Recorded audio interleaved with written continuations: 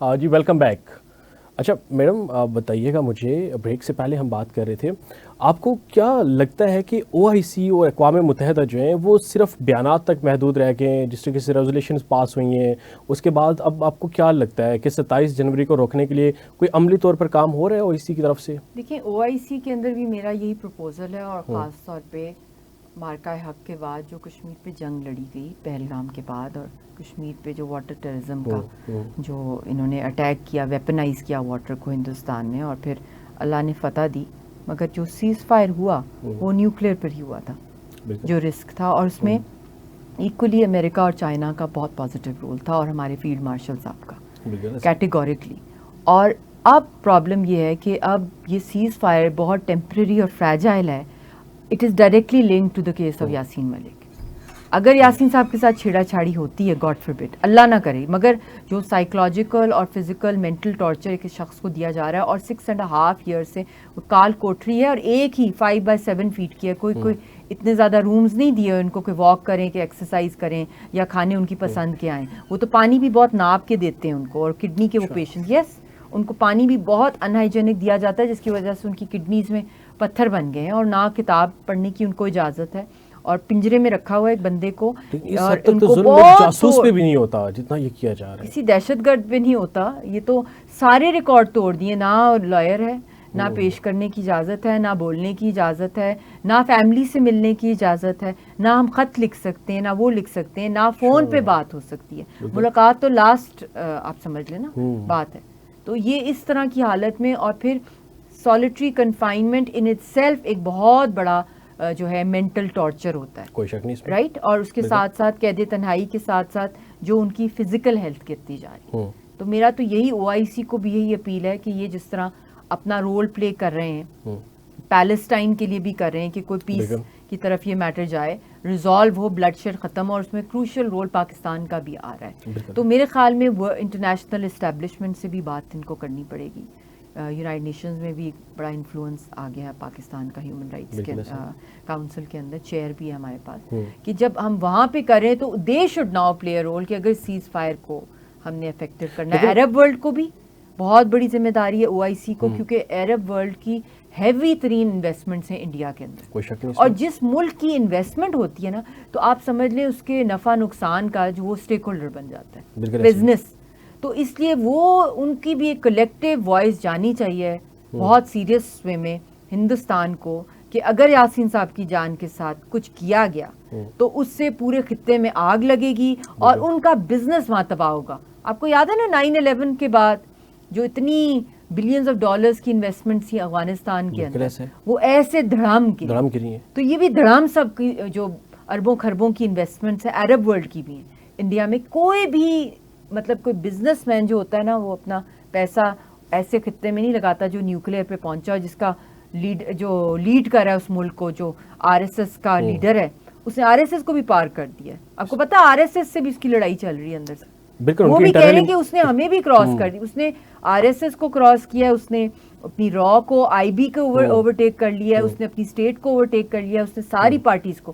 تو یہ تو اس نے تو وہ بدلہ لیا ہندوستان سے اور خطے سے جس کا کوئی آپ کو مثال ہی نہیں ملنی ہے. اور آج ہی بھی لیٹسٹ میں آپ کے پاس آ رہی تھی تو اس کی آئی ہے کہ غازہ پلان پہ ڈسکشن ان کی فون کال ہوئی ہے نیتن یاہو کے ساتھ. اب پتہ نہیں دونوں کا ایک ہی پلان ہوتا ہے, جو غازہ میں ہو رہا ہے وہ کشمیر میں ریپلیکیٹ کیا جاتا ہے, جو کشمیر میں چل رہا ہوتا ہے وہ وہاں ریپلیکیٹ کیا جاتا ہے. ان دونوں کی جوڑی ہے جو ایک دوسرے کو سپورٹ کر رہے ہیں. اچھا میڈم, آپ نے بتایا او آئی سی, تو کیا کبھی او آئی سی نے یا اقوام متحدہ کے جیسے ادارے ہیں, انہوں نے آپ کی یا آپ کے خاندان کی ملاقات کے لیے, یا گورنمنٹ نے کوئی آج تک تگودو نہیں کی آپ کو ملوانے کے لیے؟ میری بہت جگہوں پہ ملاقاتیں ہوئی ہیں, اور میں بہت سی چیزیں پبلک نالج میں نہیں لا سکتی because of close door sensitivity, کیونکہ اس بیک ڈور چینلز کے اوپر بھی بہت جگہوں پہ میرے رابطے چل رہے ہیں, اور وہاں سے ان کو بھی پیغام پہنچایا جاتا ہے. اور کبھی کبھار بہت زیادہ جب حالت خراب ہو جاتی ہے تو ڈفرینٹ کوارٹر سے پریشر دلوائے جاتے ہیں کہ ان کا میڈیکل کیئر کیا جائے. تو اس لیے کوشش اپنی طرف سے ہو رہی ہے, مگر کیونکہ وہ بندہ ایک سائیکوپیتھ بیٹھا ہوا ہے جو ہندوستان کو گورن کر رہا ہے اس وقت, اور یہ تو انڈیا اس وقت صرف خالی مودی کا ہے, ڈوبل کا ہے, یا اڈانی اور امبانی کا ہے, اس کے علاوہ یہ کسی کا نہیں رہا. انڈیا خود ہائی جیکٹ ہے اس وقت. تو یہ تو زور زبردستی سے ہی معاملہ حل ہوگا. اس کو اس کی سیٹ سے ہٹایا جائے, اس کو انٹرنیشنل عدالتوں میں گھسیٹا جائے اور اس کو انڈر ڈیفینس اکنامک سینکشنز لگایا جائے. جو یہ حرکتیں اس کی ہیں, یہ ایک کرمنل ہے, یہ ایک مرڈرر ہے, یہ ایک بچر ہے, یہ جینوسائیڈ کو پروموٹ کر رہا ہے. میڈم آپ نے عالمی عدالتوں کی بات کی ہے, تو آپ نے کیا عالمی عدالتوں کا دروازہ نہیں کھٹکھٹایا اس معاملے کو لے کے؟ بالکل آپ ٹھیک کہہ رہے ہیں. میں نے جب انٹرم میں میری مجبوری تھی, مجھے 10 سال سے میں ساری سیاسی پارٹیوں سے کہہ رہی تھی کہ مجھے ڈپلومیٹک پاسپورٹ چاہیے, کیونکہ خاص طور پہ ہندوستان کی اتنی بڑی لابی ہمارے خلاف بیہائنڈ دا کرٹن کام کری ہے ورلڈ اوور کہ ویزا نہ ملے یاسین صاحب کی فیملی کو, کیونکہ حریت کے کسی لیڈر کے پاس پاسپورٹ نہیں ہے. یہ تو اللہ کا کرنا تھا کہ ان کی شادی پاکستان میں ہوئی ہے, نام پاکستانی, تو میرا پاسپورٹ ہے. مگر ویزوں پہ جو میری عجیب قسم کی ریسٹرکشنز آئیں جس کا کوئی ریزن نہیں نکلتا, تو پھر جب اس پر زیادہ ریسرچ کی گئی تو وہی تھا کہ وہ را کا نیٹ ورک ہے, وہ پینیٹریٹ ہوا ہے باہر کے ملکوں کے اندر, ہمیں باہر ٹریول نہ کرنے. تو پھر میں نے ان سے ڈیمانڈ کیا, آپ کو پتہ ہے میں نے 10 سالوں سے ہر پولیٹیکل پارٹی کو, مگر بدقسمتی سے انہوں نے نہیں دیا مجھے. تو پھر یہ 3rd time prime minister Modi بن رہا تھا, یہ 2023 کی بات ہے, تو اس وقت ایک انٹرم سیٹ اپ آ رہا تھا اور مجھے پھر یہی آپشن تھا, مجھے ایک آفر آئی کہ آپ کو ہم نے diplomatic passport interim set up میں دے سکتے ہیں ان مہینوں میں, تاکہ آپ یاسین صاحب کے لیے ٹریول کریں, اور کیونکہ وہ 3rd time prime minister, passport آپ کو مل گیا. تو وہ ملا, چند مہینوں کے لیے ملا. اس میں میں عرب ورلڈ میں بھی گئی, باہر بھی اور بھی ورلڈ لیڈر سے ملی, اور اس سے یہ ہوا کہ بیک ڈور پہ جو بھی باتیں ہوئی, اور میں نے اسپیچز بھی کی OIC کے سیشنز کے اندر, اور پریزنٹ بھی کیا میں نے پورا. اس سے کوئی اثر پڑا ہے؟ اس سے یہ ہوا کہ 8 سے 10 مہینے آگے ان کی ہینگنگ کا کیس ہو گیا, یاسین صاحب کا ایکسٹینڈ ہو گیا. میڈیکل کیئر اس زمانے میں 1-2 دفعہ ان کی ہو چکی. پھر اس کے بعد میں نے راہل گاندھی کو بھی لیٹر لکھا, اس طرح میں نے پرینکا گاندھی کو بھی اوپن لیٹر لکھا ہے, میں نے مودی کو بھی ایک زمانے, مطلب میں تو سب جگہ, چاہے دشمن ہو میں اس کو بھی, کیونکہ ریکارڈ کا جو آپ نے خطوط لکھے آج تک ان کا کوئی جواب بھی آیا نہیں, کبھی جواب نہیں آئے جو انڈیا کی سائٹ پہ بھیجے.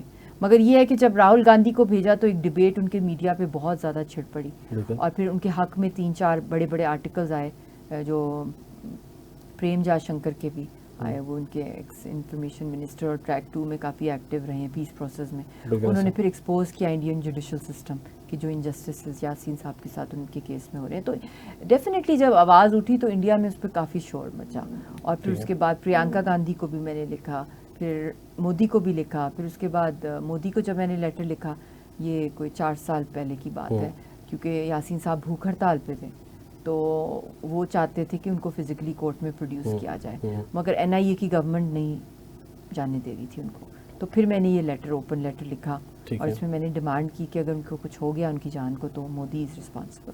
میڈم یہ ساری چیزیں تحریک آزادی جو ہیں, آپ کو کیا لگتا ہے کہ اگر خدا نخواستہ بھارت اپنے ان مضموم ارادوں میں کامیاب ہو جاتا ہے تو تحریک آزادی کشمیر پر کوئی اثر پڑے گا؟ پہلے برہان وانی, سید علی گیلانی, اور اس کے بعد اب یہ سارا کچھ آپ کے سامنے ہے, تو کیا اس پہ کیا؟ دیکھیے, مقبول بٹ کو جب شہید کیا گیا, جس دور میں پھانسی گھاٹ چڑھایا گیا, وہ لیڈر تھے بہت بڑے, ایسا اس میں کوئی شک نہیں. افضل گرو اس طرح ایک پولیٹیکل لیڈر نہیں تھے, وہ تو ایک انوسینٹ, ایک پروفیسر ٹائپ کا بندہ تھا, انٹلیکچوئل, جس کو ٹریپ کیا گیا. جس طرح ابھی آپ نے دیکھا ہے یہ لال قلعے کے اوپر کشمیری ڈاکٹرز کو پکڑ لیا گیا تھا, ان پہ جھوٹے الزام لگا کے.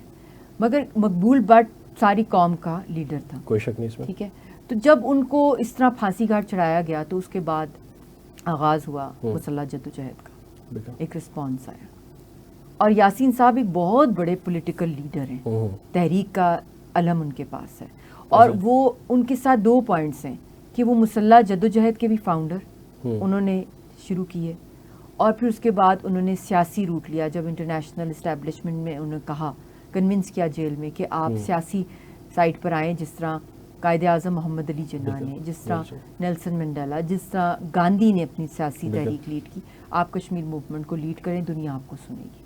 تو وہ دونوں کو ریپرزینٹ کرتے ہیں, آرمڈ ریزسٹنس کے بھی فاؤنڈر, اور پھر پولیٹیکل میں جس طرح اس کو ٹرن کیا, اور عوام کو. تو اگر انہی کو اس طرح یہ ڈیمیج کر دیں گے تو پھر تو پیغام عوام کو یہ کھلے عام ملے گا کہ ہماری سیاسی آواز کو سنا نہیں گیا, ہماری ڈیموکریٹک پرامن آواز کو دنیا نے نہیں سنا, تو ہم واپس اپنی بندوق پر آئیں گے, واپس ہم آرمڈ ریزسٹنس پر آئیں گے, کیونکہ دنیا نے ہمارے ہی لیڈر کو پھانسی چڑھا دیا, جس نے دنیا کے ساتھ جو دنیا نے ان سے وعدے کیے تھے, وہ ان وعدوں سے دنیا مکر گئی. کوئی شک نہیں اس میں. اچھا میڈم, برہان وانی, سید علی گیلانی, وہ ایک بڑے نام تھے تحریک آزادی کے. اس کے بعد اب یاسین ملک کو ایک ڈر سا بھی لگا ہوا ہے ہر پاکستانی کو. دیکھا جائے اگر جیسے جیسے تاریخ نزدیک آ رہی ہے تو فیملی پہ کیا بیت رہی ہے اسپیشلی؟ وہ مت پوچھیں، نہ دن کا پتہ ہے نہ رات کا پتہ ہے. بس ہر لمحہ ہر سیکنڈ جو ہے وہ ایک اور یہ کافی سالوں سے ہو رہا ہے. آپ سمجھے نا کہ ہر روز ایک اپنے سب سے بگیسٹ فیئر کو میں فیس کرتی ہوں. سب سے بگیسٹ فیئر کیا ہوتا ہے ایک انسان کا؟ کہ اپنی جان کی بات نہیں ہوتی، اپنے پیاروں کو کھو دینا، اور شاید کبھی مل ہی نہ سکنا. وہ تو قبروں پہ بھی نہیں جانے دیتے، وہ تو جستے خاکیاں بھی نہیں دیتے اپنے پیاروں کی. تو یہ بہت بڑی پین ہے، ڈیپ پین ہے، اور یہ واقعی جو تحریک کے ساتھ لوگ ہیں وہ سمجھ سکتے ہیں. میڈم آپ کے جذبات سے تو شاید کوئی اس جگہ تک نہ پہنچ سکے، لیکن میرا ایک اور آپ سے سوال ہے. 6 سال ہو گئے اس بات کو. مجھے بتائیے گا کہ یاسین ملک صاحب کی بیٹی، آپ کی بیٹی جو ہیں رضیہ سلطانہ، جو اپنے باپ کی تصویریں دیکھ کے بڑی ہوئی ہیں، تو وہ آج کیا سوال کر رہی ہیں؟ میں حالانکہ بڑے دل کے ساتھ یہ سوال کر رہا ہوں، شاید یہ ممکن نہیں تھا میرے سے یہ سوال کرنا. آئی تھنک ہمارے گھر میں دن اور رات میری والدہ نے اتنا باتیں کی ہیں یاسین صاحب کی اور کشمیر کی تحریک کی کہ ہمارے گھر کا ماحول، آپ سمجھیں کہ کشمیر کی ہسٹری ہی اس بچی کو، اس کی آنکھ ہی کھلی ہے اس کے اندر، کہ وہ اتنی واقف ہے اپنے والد سے اور گیلانی صاحب سے اور حریت کی تحریک کے ساتھ، قائد اعظم کے ساتھ، قربانیوں کے ساتھ. مطلب کہ اس کو ایک بڑا ایک انٹلیکچوئل ایک آئی تھنک میری والدہ کی وجہ سے ایک بہت بڑا ایک کنٹریبیوشن ہوا ہے اس کی گرومنگ کے اندر. اور بچی ایک مقبوضہ کشمیر کی جو بچے جس طرح ہوتے ہیں، انہوں نے بڑی بچپن سے اذیتیں دیکھی. اس کو بھی بڑی دفعہ ٹارچر کرنے کی کوشش کی جب یہ بیبی تھی. تو اور پھر باپ کی جدائی، اور جدائی یہ وہ والی جدائی ہے، یہ وہ جدائی نہیں ہے کہ باپ کہیں نوکری کر رہے ہیں دوسرے ملک میں یا کہیں اپنے ہی ملک میں کسی جیل میں ہے. یہ تو وہ بھی دشمنوں اور کافروں کی جیل جہاں پتہ بھی نہیں ہے کہ کیا ہو رہا ہے، ان کے ساتھ نہ رابطہ ہے. اور یہاں تو یہ وہیں پہ اسی میں رکھا ہو جہاں مقبول بٹ کو شہید کیا تھا، اور آج تک ان کی ڈیڈ باڈی نہیں دی گئی فیملی کو. اسی طرح افضل گرو کو شہید کیا، یہ وہی والی بیرک ہے جہاں پہ ان کو رکھا ہوا ہے. تو بس بڑی پین ہوتی ہے. مگر بچی بھی کیونکہ ایسے ہی گھرانے میں اس کی آنکھ کھلی ہے، اور وہ بھی بس اپنا رول پلے کر رہی ہے as a Kashmiri and as a for freedom, اور اپنے فادر کے لیے بھی. اور میں اس کو یہ چیز اکثر کہتی ہوں کیونکہ بچے بھی بڑے سوال پوچھتے ہیں. میں اس کو کہتی ہوں وہ والد آپ کے پاپا نہیں ہیں، وہ ساری قوم کے پاپا ہیں. تو وہ جو قربانیاں، جو آپ کو یہ پیار محبت لوگ رسپیکٹ دیتے ہیں، تو اس کے پیچھے بہت بڑی قربانی ہے آپ کی فیملی کی. اور آپ کو اس لیے لوگوں کی آپ سے امیدیں ہیں کہ آپ نے بھی اسی لیگیسی کو جو ہے اپنی جوانی، اپنا لڑکپن، اپنی فیملی سب کچھ قربان کر دیا. کہ وہ سب کے والد ہیں، اس میں کوئی شک نہیں ہے. اچھا، کوشش کرتے ہیں، بس آپ کو پتہ ہے. جی یہ ساری چیزیں سامنے رکھتے ہوئے آج بھارت ایک ڈونگ رچائے بیٹھا ہوا ہے کہ دنیا کی بڑی جمہوریت ہم لے کے پیچھے بیٹھے ہوئے ہیں. آپ کو لگتا ہے کہ ایک ملک کے اندر، جمہوری ملک کے اندر اسپیشلی جو انڈیا کی طرف سے کہا جا رہا ہے، ایک آزاد خیال رکھنے والے کو اس طریقے سے سزا دی جا رہی ہے، یہ جمہوریت پہ کالا قلم نہیں ہے؟ کیسی جمہوریت ہے؟ بھارت آج دنیا میں جمہوریت کا ڈھونگ رچا رہا ہے کہ ہمارے ملک میں سب سے زیادہ جمہوریت قائم ہے. آپ کو لگتا ہے کہ ایک جمہوری ملک کے اندر ایک آزاد خیال رکھنے والے شہری کو؟ یہ تو بڑی بات آپ نے کی ہے. یہ بلکہ مجھے یہ بڑا فیمس کوٹ ہے یاسین صاحب کا، on the soul of Gandhi I did not see the soul of Gandhi. Meaning کہ جو ان کے فادر تھے نیشن کے، ان کو خود ہی آر ایس ایس نے مارا ہے نا، اور اب آر ایس ایس ہی تو رول کر رہی ہے. تو بڑی بدقسمتی ہے وہاں کے لوگوں کے لیے کہ اللہ نے ان کو مطلب اسی مطلب کہ ایسے شیطان جو ان کے اوپر نازل ہوا ہے. اور یہ وہاں کی عوام کے لیے بھی میں سمجھتی ہوں کہ کون سی یہ ڈیموکریسی ہے، سو کالڈ سیکولر، کہاں سے سیکولر ہے. اور اب تو ہندو بھی وہاں پہ سیف نہیں ہے. کرسچنس کی جو ہیں وہاں پہ چرچز کو ڈیمالش کیا جاتا ہے، مسجدوں کو شہید کیا جاتا ہے، فورسڈ کنورژنس کرائی جا رہی ہیں، میکا بامبنگز، اتنی چرچز کی ایکسپلوژنس. پھر آر ایس ایس خود ایک پیرلل جو ہے وہ ایک فورس بن گئی ہے، ایک آرمی، آئیڈیالوجیکل آرمی بن گئی ہے. اور وہ ہے ہی آئیڈیالوجیکل، مگر اب وہ ٹرین کری ہے انڈین آرمی کو. جو کیڈٹ کالجز ہیں اس کے اندر R S S is teaching them ideological, جو ہٹلر کی آرمی تھی، اور وہ اس سے بھی 10 گنا زیادہ. اور یہ خود ایٹامک بام بنا رہی ہے آر ایس ایس. تو جب اس طرح کی ایک مطلب کہ یہ کون سی ڈیموکریسی، یہ کون سی ڈکٹیٹرشپ، یہ تو مطلب کہ ہر لحاظ سے اگر دیکھا جائے تو یہ تو صرف فرعونیت ہے، فیشزم ہے. یہ تو کسی فارم آف گورننس میں یہ کہیں فٹ ہی نہیں ہوتے. اور ان کی جو کانسٹیٹیوشن ہے وہ تو کب سے اس نے ٹیئر اپارٹ کر دی ہے، اور وہ بھی ہائی جیکٹ ہے، اور اس کو بھی بہت سے اس میں چینجز لے آئے ہیں. ویسے بھی ان کی کانسٹیٹیوشن اتنی خاص امپلیمنٹ نہیں ہوتی تھی، اس لیے جب اتنا ملک ٹوٹ رہا ہے تو راہل گاندھی باہر نکل آئے ہیں بھارت جوڑو تحریک پہ، کیونکہ بھارت واقعی میں ٹوٹ رہا ہے. اور اگر ٹرو ڈیموکریسی ہوتی، لوگوں کی آوازیں سنی جاتی تو پھر اتنا تو نہیں ٹوٹ پھوٹ ہوتی. اور ایک پورے نیشن کو، مقبوضہ کشمیر کو یرغمال بنانا ان کے ڈیموکریٹک رائٹ سے، خود نہرو وہاں پہ لے کے گئے تھے یونائٹڈ نیشنز میں، تو ان سے پرومس کیا گیا تھا دنیا کے سامنے کہ ان کو دیا جائے گا پلیبسٹ کا رائٹ، وہ نہیں دیا گیا ان کو. تو یہ تو سب سے بڑے آئی تھنک وائلیٹرز ہیں ڈیموکریٹک وائسز کے، اور وہ تو ہے بھی نہیں ان کا حصہ جو ایک پوری نیشن کا ڈیموکریٹک رائٹ یرغمال کیا ہوا ہے. بالکل بالکل صحیح. اچھا میڈم، حکومت پاکستان کی طرف سے یا آزاد کشمیر حکومت کی طرف سے آپ کو مزید کیا سپورٹ چاہیے؟ آپ عوام سے کیا امیدیں وابستہ کر کے بیٹھی ہوئی ہیں؟ کس طریقے سے آپ کو سپورٹ کیا جائے، یا کیسے ہم تحریک آزادی کو مزید افیکٹو بنا سکتے ہیں؟ دیکھیں، ہماری تو ارجنٹ ڈیمانڈز ابھی بھی ہیں، کافی سالوں سے ہیں میری، پبلکلی بھی ہیں، میڈیا پہ بھی ہیں، ریلیز، پروٹیسٹ، ہر جگہ. اور ان کی کشمیر کمیٹی جو بھی حکومت آتی ہے، میں پہلی 2-3 میٹنگ ضرور اٹینڈ کرتی ہوں، اور میں اپنا اوپینین پالیسیز کے حوالے سے اسٹریٹجی میں پریزنٹ کرتی ہوں، ان کو سجیشنز دیتی ہوں تاکہ ہماری تحریک جو ہے وہ اسٹرانگ کی جائے. مگر بدقسمتی سے جب بھی کوئی سجیشنز دیے اس کو اس طرح نہیں لیا جاتا سیریسلی. اسپیشلی مجھے ڈپلومیٹک پاسپورٹ، یہ تو انکنڈیشنلی دینا چاہیے ہمیں، اور مجھے اور میری فیملی کو، میری بیٹی کو، تاکہ ہم باہر کے ملکوں میں جائیں. اور بہت سے ممالک کے اندر ان کے پیکٹس بھی ہیں پرزنر ایکسچینج کے، تو اس میں کسی بھی ایسے ملک میں جائیں ان کا پرزنر ایکسچینج کا پیکٹ ہے. اور ہندوستان نے آلریڈی ہمیں NIA کے کیسز میں ڈالا ہوا ہے ایز این ISI ایجنٹ. اس کے علاوہ تو ان کے پاس اور کچھ ISI کے علاوہ تو اتنے زیادہ یہ obsessed ہیں کہ ہر جو کشمیری بول رہا ہے اپنی آزادی کے لیے وہ ایک ایجنٹ ہے. مطلب کہ یہ ان کی مائنڈ سیٹ ہے. ان کی کوئی فلم جو ہے وہ چل نہیں سکتی ISI کے خلاف جب تک یہ نہیں بھونکتے، اور کشمیر کی تحریک کے خلاف. تو ایک تو ارجنٹ ڈپلومیٹک پاسپورٹ، دوسرا we need an urgent Kashmir envoy from Pakistan, اور تیسرا جو میں کب سے کہہ رہی ہوں، ایک لیگل سیل فارن آفس کے انڈر بنا جائے. 5 اگست ایک لا فیئر تھا، ایک لیگل ایکشن بھی نہیں تھا، ایک انلیگل ایکشن کے تھرو انہوں نے پوری قوم کو جو ہے ڈیتھ وارنٹ ایشو کیا. اس کو چیلنج کرنے کے لیے، انٹرنیشنل عدالتوں میں جانے کے لیے ہمیں ایک اسٹرانگ انٹرنیشنل لا کی ٹیم چاہیے.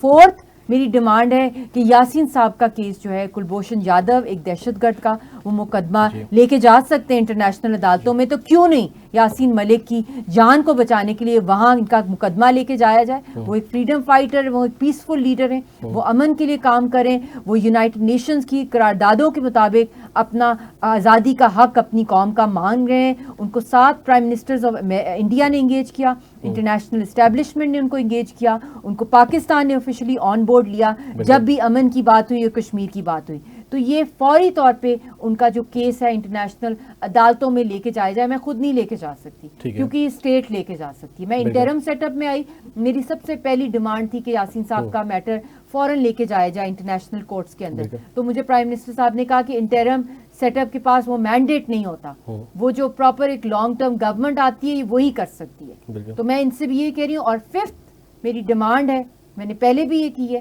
کہ ارجنٹ جوائنٹ سیشن ہمیں چاہیے پارلیمنٹ کا. یاسین صاحب کے کیس کے اوپر پوری ڈیبیٹ کرائی جائے، اپر ہاؤس، لوور ہاؤس کے اندر، سینٹ میں، MNAs، اور ایک پالیسی جوائنٹ سیشن کے اندر جس میں سارے جو اسٹیٹ کے آرگنز ہیں وہ آن بورڈ ہوں، اور ایک باقاعدہ ایک پالیسی کے تحت ان کی جان کو بچانے کے لیے جو ایک پالیسی بنائی جائے، جو رائٹ ڈیموکریٹک فورم ہوتا ہے. بالکل ٹھیک ہے. اچھا، ساتھ میں یہ بتائیے گا کہ اسپیشلی اس ٹائم جو ہمارے اوپر رسپانسبلٹی آ رہی ہے، میں میڈیا کی بات کروں، میں ڈیجیٹل میڈیا کی بات کروں، آپ کیا کہتی ہیں کس طریقے سے ہم اپنا کردار جو ہے ایک مؤثر کردار ادا کر سکتے ہیں؟ کیونکہ آج کل کمیونیکیشن کا جو مین سورس ہے وہ میڈیا ہے، ڈیجیٹل میڈیا ہے، الیکٹرانک میڈیا ہے. تو آپ کو اس طریقے سے کیا امیدیں وابستہ ہیں؟ دیکھیے، میں نے ایک ٹرم انٹروڈیوس کی ہے اسٹریٹ فائٹر کی. ٹھیک ہے. عوامی جو رابطہ مہم ہے ہماری، جو پہلی دفعہ گراس روٹ پہ یاسین صاحب کو بچانے کے لیے، کشمیر کی تحریک آزادی کو بچانے کے لیے، خطے کے امن کے لیے جو میں باہر نکلی ہوں، دستخطی مہم بھی ہم نے شروع کی ہے، ملینز میں سگنیچرز لیں گے یاسین صاحب کی رہائی کے لیے اور کشمیر کے پرامن حل کے لیے، کشمیریوں کی امنگوں کے مطابق، UN کی قراردادوں کے مطابق۔ میں جو عوام میں گئی ہوں، میں سڑکوں پہ گئی ہوں، میں گلیوں میں گئی ہوں، بازاروں میں گئی ہوں، گھر گھر گئے ہیں، دکانوں کے اندر گئے ہیں، اس لیے نہیں گئے کہ مجھے ہجوم چاہیے، نو، مجھے یہ جو جھوٹ کا، جو خوف کا بت ہے نا مودی کا، اس کو میں توڑنے نکلی ہوں۔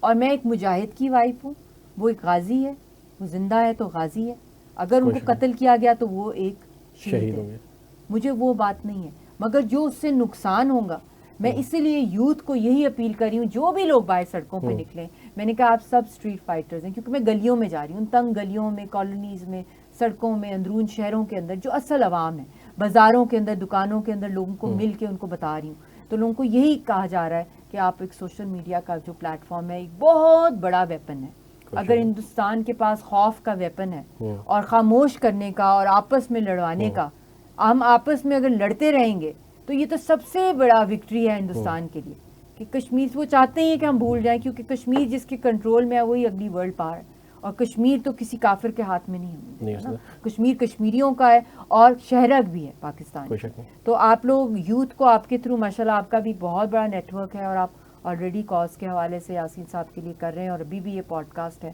جتنا وائرل ہو سکتا ہے ریلز بنائیں ان کی رہائی کے لیے، کشمیر کے حریت رہنماؤں کی رہائی کے لیے، حق خودارادیت کے لیے، مودی کو ایکسپوز کریں، مودی کا جو یار ہے، غدار ہے، مودی کے خلاف سلوگنز نکالیں، ایکسپوز کریں جو پاکستان میں آزاد کشمیر میں جو دہشت گردی ہو رہی ہے اس کے پیچھے را کا نیٹ ورک ہے، آپ ان کی جڑوں کو جو ہے کاٹیں، کیونکہ یہ ان کی جڑیں بہت ڈیپلی انفیسٹ ہو گئی ہیں اس پورے خطے کے اندر۔ میڈم بہت شکریہ۔ آزادی کشمیر اور حریت پر جتنی بات کی جائے اس میں کوئی شک نہیں ہے کہ وہ شاید گھنٹوں نہیں دنوں گزر جائیں لیکن ختم نہیں ہوگا، لیکن وقت کی قلت ہے یہاں پر، اس کے لیے میں آپ سے معذرت خواہ بھی ہوں۔